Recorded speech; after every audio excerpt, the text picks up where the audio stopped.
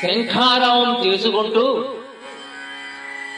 మలయ గంధా మారుతంలా దూసుకొస్తున్న అర్జునుని చూపి భీష్ముడు దుర్యోధనునితో ఇలా అంటున్నాడు.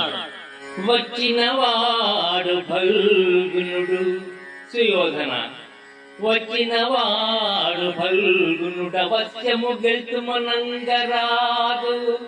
రాలచినై పెనంగిన బలంబులు రెండును గెల్వనేతునే హెచ్చగుం కుంగగుం తొడరు తెల్ల విధంబుల కోర్చుట అట్లుగాక ఇచ్చదలంచి ఒక్కమై ఇత్తరి పొందగు చేతయుందగు.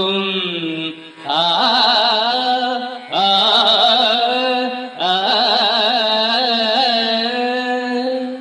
వచ్చినవాడు అర్జునుడు.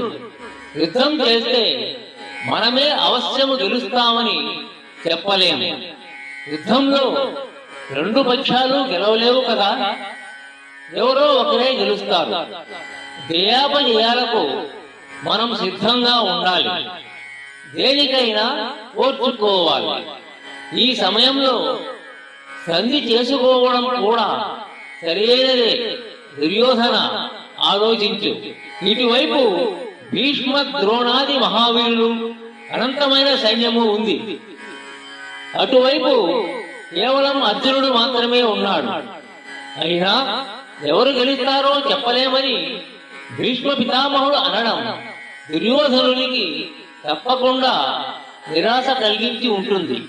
అలాగే ఈ పద్యం ద్వారా భీష్మునికి అర్జునుడి యొక్క ప్రతాపముపై ఎంత నమ్మకం ఉందో కూడా తెలుస్తుంది.